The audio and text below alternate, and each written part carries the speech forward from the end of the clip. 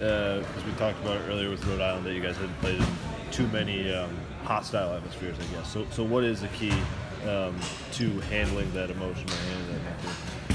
Well, I think the biggest thing is you got to keep them out of runs.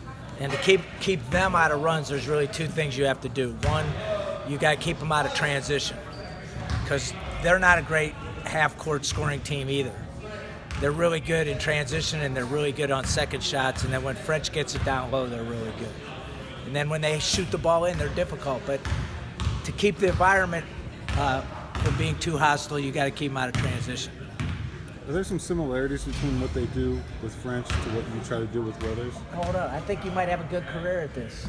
Oh yeah, answer the question. I got some questions for you. Okay, good. Say that again. Are there some similarities with what they do with French with what you try to do with Weathers and Hughes down, working the ball inside? Yeah, they what they do is if they think you're going to hard hedge that ball screen, which you have to sometimes with Goodwin and some of their guys, then they go short and get him the ball, and then they try to play off of him. They do it a little more facing the basket probably. Well, Marcus we do that with. With Mike, we kind of get him a little more back to the basket. So he's kind of a combination between the two of them. But our guys are better free throw shooters. And you guys see it in practice every day. Does that give you an advantage? We did a good job the first time. We did a good job last year in here as well. I don't know how good a job we did at St. Louis last year, but they're much better at home than they are on the road, that's for sure. But listen, the thing that they have is they have NCAA pedigree. Like, those guys have been in a lot of big games, and just when people start to count them out, they can beat anybody in the league. When you beat them in the first game, was it because you got back on defense and took away the transition? Yeah, I thought both teams struggled the first 10 or 12 minutes of the game offensively. We did a good job in transition, and then really Mike dominated the first 4 minutes of the second half. He blocked 4 or 5 shots the first 4 minutes of the second half, which I thought changed the whole mindset of the game. That it made them understand that they couldn't just punk us, that Mike was going to knock them all back at them. And I think that changed kind of the whole game, really. Is that part of it with them matching their physicality too, because they are such a scrappy team? Yeah, my gut is what they'll do at St. Louis is they'll get right up in us. They'll try to really double the ball screens, try to punk us on the offensive boards, try to punk us inside. And we both know that whoever wins the physicality battle is going to win the game. Coach, there's a lot of speculation about the team, man. If they can really do it, playing tight games with the bottom half of the schedule. So, how do you feel about that? So I think that's a pretty good question for the ignorant human being. No, I'm just kidding. I think the biggest thing, we've practiced better over the last 4 or 5 practices, and we're just waiting for it to translate to the game. I thought it translated pretty well for about 30 minutes the other night, or 35 minutes, and we had the last 5 minutes a little tough. But today was probably the best we've practiced in a long time. Now can we transfer that to the game, and can we get revitalized for the last 9 games of the year? That's going to be the key. What's your sense? Don't count us out. That's my sense. Don't count us in. Don't count us out. How is that for you? Really? Do you plan to use more than 7 guys? Yeah, I mean, for sure Rotrov's going to play. Mm-hmm. And then we have to play more than 7 if we're going to play at a high level. What have you seen from Maceo? I know this is the time of year where a lot of freshmen kind of go through a tough time period. How is he holding up physically and mentally? It's a really good question. I thought Maceo's juice the last couple days in practice has been really good. I think he's a key to our team. He's put a lot of work into this and hasn't gotten exactly what he's wanted yet, but he's a connector of people. He's one of the key guys for us as far as whether we're going to go a long way or not a long way. And, it's tough because physically he's not mature yet, but he's done a good job of bringing it every day, which generally, when you have pretty good talent, leads to good results before it's over.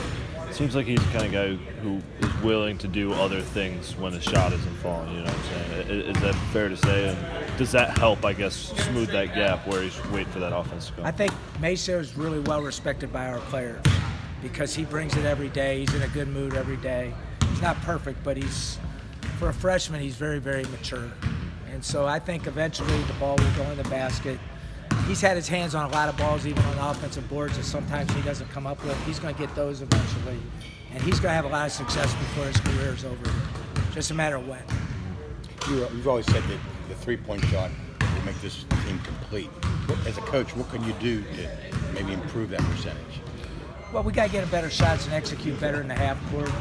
We have to play inside out, but we have to screen better. We just have to relax. We can't let every shot determine whether we're happy or unhappy. I think that's the biggest thing. You see those guys being unhappy when things don't go well? Yeah, I think that's human nature. Mm-hmm. That's youngness. People don't realize. You look at the Ken Palm on our experience level. I think we're 270 or 280. We're still a really young team, man. I mean, so young teams let things bother them, and mature teams don't. You guys are high up there in luck too. Have you seen that? Do you feel lucky? Should be. I'm a nice person. We should get the benefit of the doubt. Working the refs, right? That's it. When you're good and you do the right things in life, then normally your karma's good. And when you're a bad person, then your karma's not so good. So we'll go back and let's do a study to see who's the most unlucky. All right, sounds good. Well, so because of that, you felt good when that guy went to the foul line on Sunday. I was getting ready to call timeout for the third one. Ice him. I didn't feel so good because he stroked that first one in really pretty easily. I think our guy made the right play on that play. It's a tough call.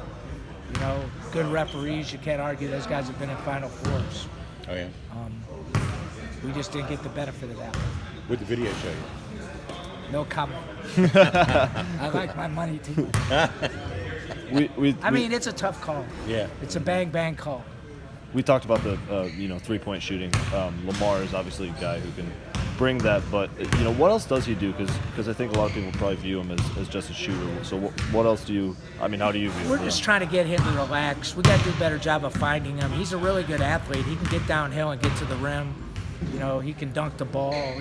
He's better than what he's played. And part of it is he's just trying to stay out there by not making mistakes. And that's on us. It's not really on him. Is that an example of he's only a sophomore, a young guy too? It's an example of a coach not letting him loose completely. Really. We got to let him loose for him to really become what he should be. Gotcha. A lot of this is guys grow into what they are. Mm-hmm. See, people think that guys stay the same, but some guys stay the same and some guys get a lot better. So Lamar's a guy I think can get a lot better. Do you feel better about this team going into February after playing a lot of games than maybe you felt a year ago going into February? I feel good right now after a win, but I won't feel too good after a loss. I mean, I'm not gonna lie. I have to rally myself all the time too, right? Like nobody likes to lose. Not when you put as much time as we do. We got a tough February schedule and March schedule. We don't play any cakewalks for sure. I mean, it gets difficult when you have Dayton again, VCU, Richmond, St. Louis on the road, St. Bonaventure twice. You're playing the best teams in the league.